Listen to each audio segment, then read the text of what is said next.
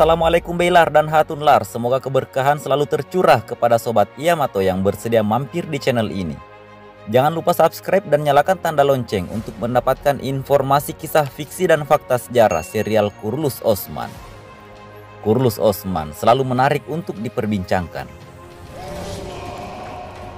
Era perjalanan pendirian Daulah Utsmaniyah dalam serial Kurulus Osman senantiasa menghadirkan perseteruan yang berujung pada peperangan.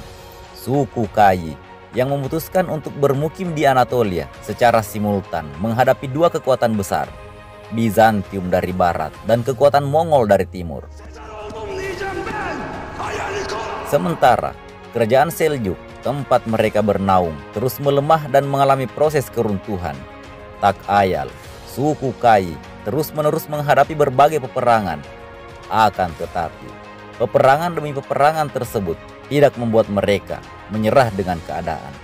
Meskipun musuh mereka memiliki persenjataan yang lebih maju, namun suku Kayi di bawah kepemimpinan Ertugrul Ghazi dan Osman Bey terus memantapkan diri dan mengasah keterampilan berperang mereka, berbekal iman, keberanian, dan kemampuan beradaptasi dengan berbagai keadaan. Seperti yang kita ketahui bersama, salah satu senjata yang berhasil merepotkan suku Kayi adalah bahan peledak yang mereka sebut sebagai bubuk hitam atau api terbang. Dikisahkan pada beberapa episode Kurulus Osman sebelumnya, bahan peledak yang mereka sebut sebagai api terbang tersebut pernah digunakan oleh Vlatios untuk meledakkan Sogut sebagai aksi teror terhadap suku Kayi. Aksi teror itu dilakukan oleh Vlatius sebagai serangan balasan akibat perampasan bubuk mesiu tersebut oleh Safchi Bey, kakak Osman Bey.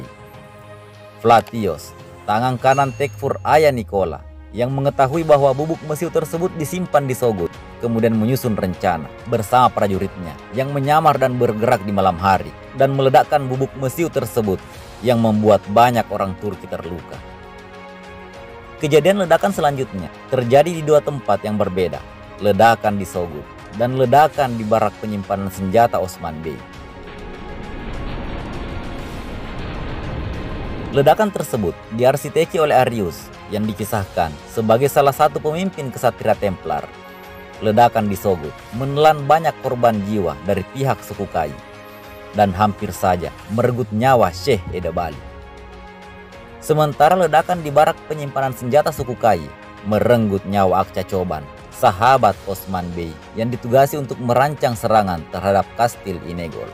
Lalu, bagaimana sejarah perjalanan bubuk mesiu yang mereka sebut sebagai bubuk hitam atau api terbang sehingga sampai di Anatolia? Dilansir dari Cambridge Stanford Books yang ditulis oleh Vasil Taigens dan kawan-kawan, bahwa bubuk mesiu mulai diproduksi di Cina pada masa pemerintahan dinasti Song pada tahun 960 Masehi. Bubuk mesiu tersebut dibuat menggunakan bahan dasar dari percampuran belerang, karbon, dan kalium nitrat. Meskipun produksi bubuk mesiu pada masa dinasti Song telah digunakan secara luas, akan tetapi beberapa sejarawan meyakini bahwa bubuk mesiu tersebut diproduksi bukan sebagai alat persenjataan, tetapi sebagai bahan untuk membuat petasan. Bahkan ada pula yang menyebutnya sebagai eksperimen bahan obat-obatan. Beberapa catatan sejarah menyebutkan pula bahwa persebaran bubuk mesiu terjadi melalui jalur perdagangan sehingga menyebar ke berbagai penjuru dunia.